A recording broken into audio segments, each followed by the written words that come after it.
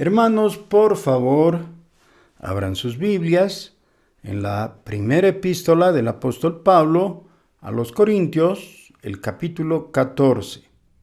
Y voy a leer desde el versículo 26. Por favor, síganme en sus propias Biblias. ¿Qué hay, pues, hermanos? Cuando os reunís, cada uno de vosotros tiene salmo, tiene doctrina, tiene lengua, tiene revelación, tiene interpretación. Hágase todo para edificación. Si habla alguno en lengua extraña, sea esto por 2 o a lo más 3, y por turno, y uno interprete. Y si no hay intérprete, calle en la iglesia y hable para sí mismo y para Dios. Asimismo, los profetas hablen 2 o 3 y los demás juzguen. Y si algo le fuere revelado a otro que estuviere sentado, calle el primero. Porque podéis profetizar todos, uno por uno, para que todos aprendan y todos sean exhortados. Y los espíritus de los profetas están sujetos a los profetas. Pues Dios no es Dios de confusión, sino de paz. Como en todas las iglesias de los santos, vuestras mujeres callen en las congregaciones, porque no les es permitido hablar, sino que estén sujetas, como también la ley lo dice. Y si quieren aprender algo, pregunten en casa a sus maridos, porque es indecoroso que una mujer hable en la congregación. ¿Acaso ha salido de vosotros la palabra de Dios, o solo a vosotros ha llegado? Si alguno se cree profeta o espiritual, reconozca que lo que yo os escribo son mandamientos del Señor. Mas el que ignora, ignore. Así que, hermanos, procurad profetizar, y no impidáis el hablar en lenguas, pero hágase todo decentemente y con orden. Amén. Oremos. Señor nuestro, en el nombre de Jesús, te rogamos que nos guíes en el camino de verdad. Amén. En el pasaje anterior del capítulo 14, teniendo en cuenta que este es el tercer sermón sobre este capítulo, hemos visto la conveniencia de poner las cosas en orden, es decir, en orden de importancia. ¿Qué es más importante? Buscar la edificación. ¿Y cuál es el motivo de hacer eso? Simplemente el amor. Cuando nosotros tenemos nuestro mundo en orden, el Señor está en primer lugar. El hermano, el prójimo, la iglesia tiene que estar en segundo lugar. Y en tercer lugar, nosotros.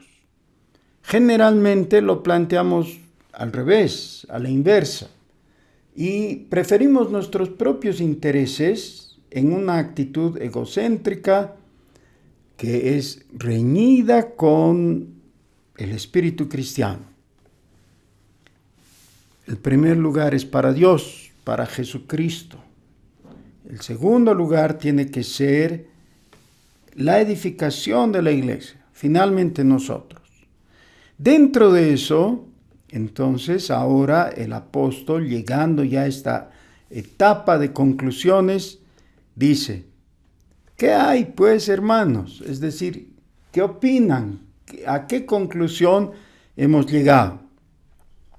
Antes les ha preguntado si ellos reconocían que Dios estaba entre ellos. Ahora, dice, cuando os reunís, Quiere decir, estas reglas tienen que ver con esa etapa o esa instancia en que el cuerpo de Cristo está actuando junto físicamente. Las personas se han reunido y están actuando de acuerdo a sus ministerios y dones. Entonces, cada uno de vosotros, y da algunas alternativas, tiene, en primer lugar, salmo, luego doctrina, lengua, revelación, interpretación. Primero, salmo. Esto está referido a esa capacidad que Dios da a algunas personas de ellos mismos expresarse delante de Dios en alabanza para con Él, todo lo que involucra los salmos, por supuesto, tal como lo hicieron esos grandes salmistas de la antigüedad, que tenemos el registro de los salmos. Entonces, puede que haya un cántico nuevo al que le llama la Biblia, que es de alabanzas espontáneas que salen del corazón de la persona y que arrastran a la congregación a manifestarse en favor de la gloria del Señor. Ese es el salmo. La segunda es doctrina. Y esto nos lleva a pensar en Hechos capítulo 2, versículo 42, que los que creyeron perseveraban en la doctrina de los apóstoles. Y por tanto es todo ese cuerpo doctrinal que es repetido, expresado y creído por la congregación. La doctrina de los apóstoles es la doctrina del Evangelio de Jesucristo en su diferente nivel, en sus diferentes instancias. Cada vez que alguien habla de la persona del Señor Jesús, está reflejando la doctrina de los apóstoles. O habla de Dios, de los atributos de Dios, de los nombres de Dios, de la gracia de Dios, etc. Todo eso está involucrado en esto de la doctrina. Es la segunda alternativa. La primera era salmo, esta segunda es doctrina. Lengua, dice, tiene lengua. Y está retomando lo del don de lenguas, del cual nos ha hablado en el capítulo 12 y luego ha vuelto a repasar un poquito en el 13 y sobre todo en el 14. El hablar en lenguas como un don sobrenatural del Espíritu al creyente que es difícil de administrar en cuanto a poder dar edificación al cuerpo. Lo hace más bien para beneficio personal. Dice, además, tiene revelación. La revelación no es una nueva revelación, no hay más revelaciones aparte de la Escritura. Tiene que ver con el entendimiento de las doctrinas contenidas en la Escritura y que han sido pasadas por alto, porque así es la mente humana. El mejor ejemplo de esto es lo que ocurrió por un milenio aproximadamente. La Iglesia poco a poco fue olvidando la doctrina de la justificación por la fe. No es que no la tenían en el papel, no es que no la hablaban los teólogos, pero no tenía que ver con el flujo de conocimiento y reflexión de la gente durante todo ese tiempo. Bien.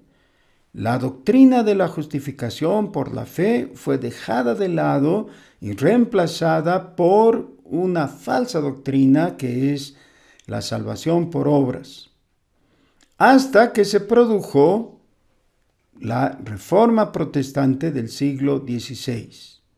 En 1517, el 31 de octubre, Martín Lutero clavó las 95 tesis y de ahí se expandió la luz y el fuego de la evangelización por Europa. La doctrina necesita ser recuperada y ese es el papel de la revelación al que se está refiriendo aquí. Tal vez alguien habla mucho del amor de Dios y no habla de la santidad de Dios. Aquel que recupera la doctrina de la santidad de Dios, lo que ha tenido es una revelación, no novedosa, escritural de la Biblia. Por tanto, hay una diferencia entre doctrina y revelación, pero puede estar referido al mismo objeto de reflexión. Luego dice, tiene interpretación. Y esto significa que no solamente en cuanto a dirección, sino en cuanto a grado. Un asunto aún bien comprendido puede ser mejor comprendido si es que alguien tiene el don para interpretar.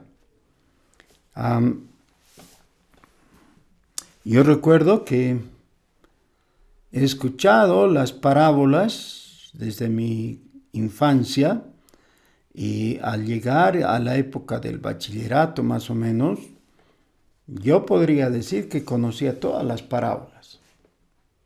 Sí, pero la pregunta es si había entendido todas las parábolas en toda su integridad y en toda su dimensión, es decir, en su profundidad completa. Desde luego que no.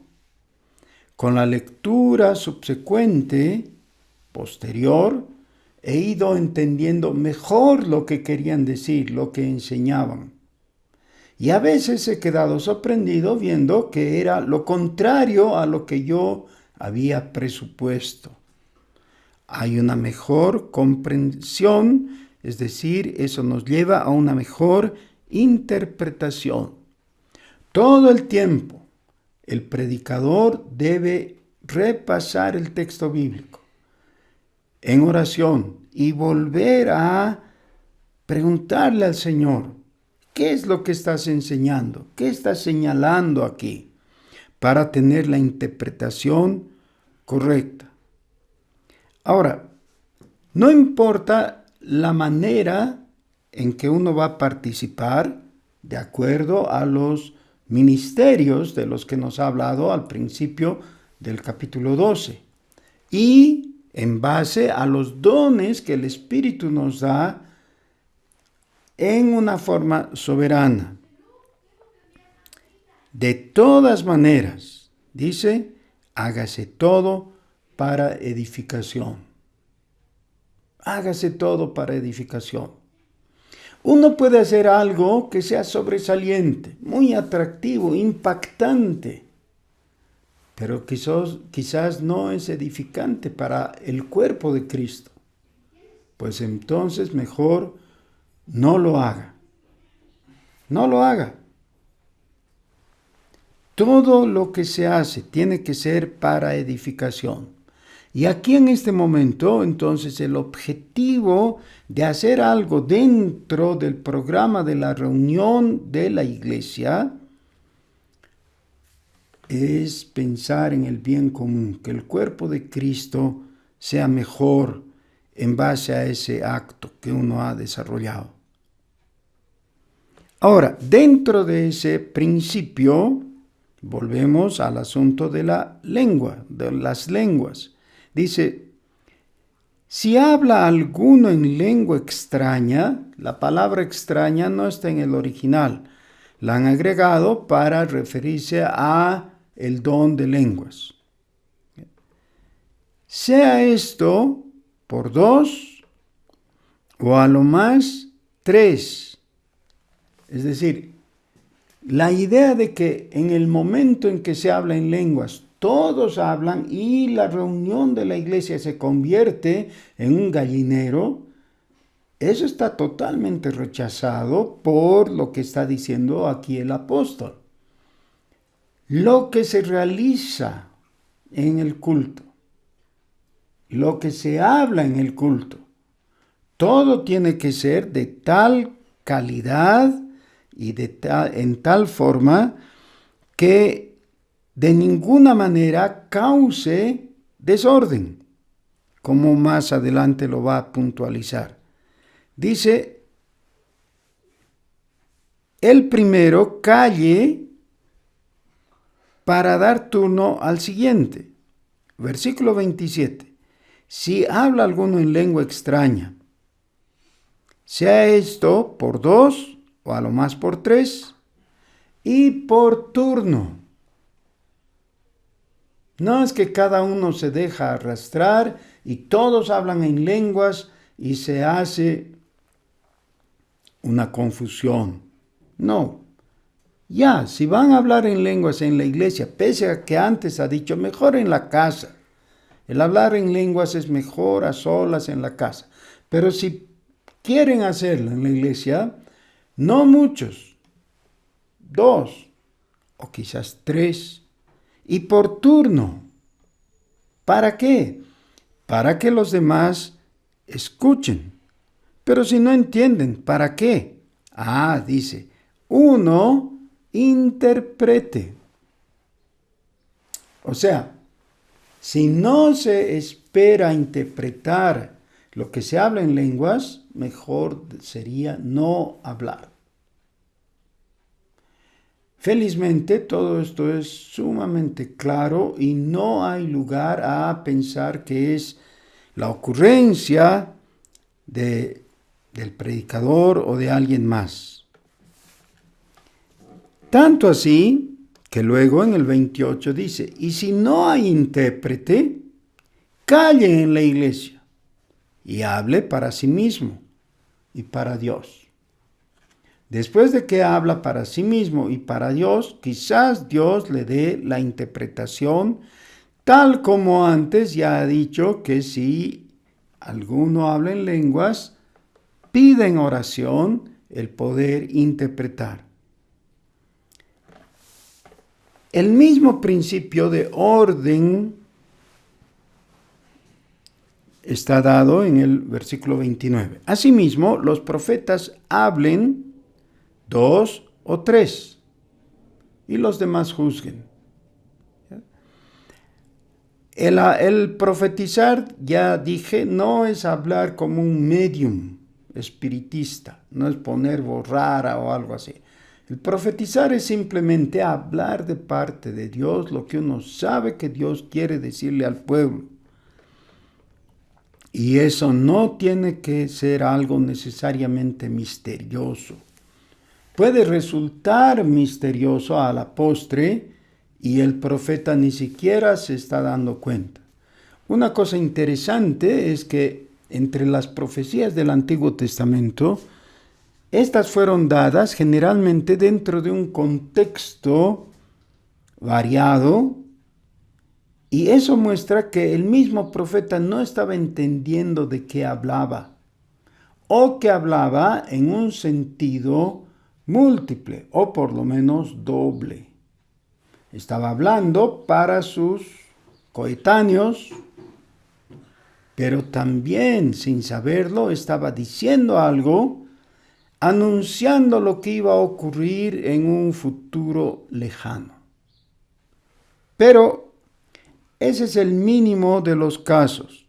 Aquí estamos hablando de personas que debieran hablar algo comprensible al punto que eso pueda ser juzgado por los demás. Por eso en el 29 dice, asimismo los profetas hablen 2 o 3 y los demás juzguen. Es decir, nadie tiene que aceptar la palabra de otro bajo el título de que es una profecía. Y como que es profecía, entonces ya es inapelable. He oído de abusos que se han cometido en estos últimos tiempos con gente que le anuncia a alguien algo que tiene que hacer, por ejemplo, casarse, o tiene que vender una propiedad, o cosas de ese tipo. Y las personas ingenuas piensan, bueno, tengo que hacer lo que el profeta me dijo porque el profeta habla de parte de Dios. No, no tienes que hacerlo. Tienes que discernir, tienes que juzgar. Es posible que llegues a la conclusión que esto es de Dios. Y si es de Dios, obviamente, entonces conviene que obedezcas. Pero obedecerás cuando llegues a la conclusión en tu corazón que lo que habló el profeta era de Dios. Dios no es Dios de desorden o de confusión. Dice, y si algo le fuere revelado a otro que estuviere sentado, calle el primero. Significa que no hay un estado de éxtasis en el cual la persona entra en un arrobamiento de tal manera que no puede controlarse. No hay eso. Por supuesto, aquí está diciendo, los espíritus de los profetas, versículo 32, están sujetos a los profetas. Los espíritus de los profetas están sujetos a los profetas. Significa que con tu razón y tu voluntad eres responsable de hacer y de decir lo que te es necesario. Hacer lo que es justo, lo que es conveniente. Dice, porque podéis profetizar todos, uno por uno, para que todos aprendan y todos sean exhortados. O sea, no profetizas para sobresalir tú y sentirte grande, sino para edificar, para exhortar a los demás. Y esta es la razón para que el apóstol ponga paños fríos a todo ese ímpetu febril de falsa espiritualidad. Versículo 33. Pues Dios no es Dios de confusión, sino de paz. La palabra paz, aquí en español, deriva del latín, pax. Pero en el original esto fue escrito en griego. Y la palabra que se utiliza ahí es eirene, o se debiera leer Irene. Esta palabra quiere decir armonía. Dios es Dios de armonía. Y mejor habría sido en este caso traducir armonía. No es Dios de confusión, sino de armonía. Todo tiene que armonizar.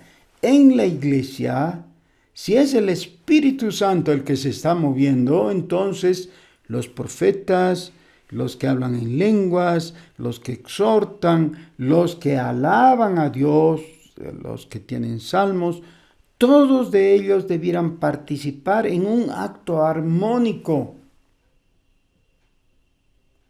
no en caos, en armonía. Porque Dios no es de confusión, sino de paz, de armonía. Y esto concluye con el asunto de los dones y la forma de usarlos. Sin embargo, hay una aclaración más que quiere hacer el apóstol, que es muy útil y que seguramente nos va a llegar como guante a la mano. La segunda parte del versículo 33 dice, como en todas las iglesias de los santos, vuestras mujeres callen en las congregaciones, porque no les es permitido hablar, sino que estén sujetas, como también la ley lo dice. Si leyéramos este versículo y quizás el 35 también, que dice, y si quieren aprender algo, pregunten en casa a sus maridos, porque es indecoroso que una mujer hable en la congregación. Si tomáramos estos dos textos fuera de contexto, podríamos llegar a la conclusión errónea que las mujeres deben permanecer en absoluto silencio y no poder participar del culto. Pero eso ya ha sido negado en esta misma epístola en el capítulo 11, versículo 5, donde dice que cuando la mujer ora o profetiza, debe hacerlo con autoridad. Y esto muestra que lo que está queriendo aquí el apóstol es justamente continuar lo que ha determinado unos versículos antes, al decir que haya orden, que no haya nada de confusión. Y por supuesto, si alguien está predicando, lo menos que quiere es que dos personas estén conversando mientras tanto, o que de un lado al otro alguien le pregunte algo, interrumpiendo de esa manera al predicador. Hay iglesias donde mientras las señoras conversan, los hombres dormitan, los jóvenes chatean y los niños corren por en medio de toda la sala. Nada de eso, nada de ese desorden alaba al Señor ni edifica a la congregación. Aquí no está hablando de que la mujer por ser mujer no tiene derecho de hablar. Está diciendo que guarde compostura, decoro. La palabra aquí importante es decoro. Dice, cuando ella, sin reparo, le pregunta una explicación o le pide una explicación a su marido en medio de la reunión, eso es indecoroso. Y luego nos preguntan, ¿acaso ha salido de vosotros la palabra de Dios o solo a vosotros ha llegado? Significa, no pueden hacer lo que ustedes quieran en su propio estilo. Tienen que seguir la usanza de las iglesias cristianas que hay alrededor del mundo. Y retoma entonces todo el tema en general para llegar a la conclusión. Dice, si alguno se cree profeta o espiritual, reconozca que lo que os escribo son mandamientos del Señor. Es decir, tal vez alguien se las ha dado de cierta autoridad espiritual. Bueno, muestre esa autoridad reconociendo la autoridad apostólica. Mas el que ignora, ignore. Pero de nuevo nos lleva a repasar todo. Versículo 39.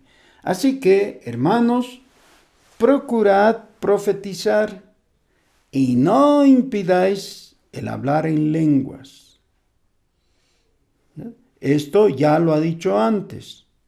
No impidan hablar en lenguas, pero si van a hablar, háganlo en orden y decentemente, y si lo van a hacer sin interpretación, háganlo en su casa, no en la iglesia. ¿Por qué? Versículo 40. Pero hágase todo decentemente y con orden. Tiene que haber orden en la iglesia. A algunos no les gusta.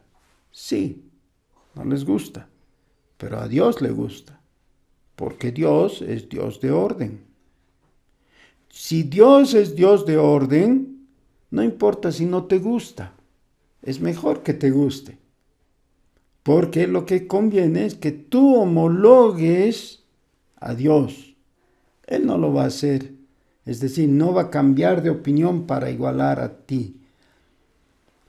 Hágase todo decentemente y con orden. Esto es lo que honra al Señor.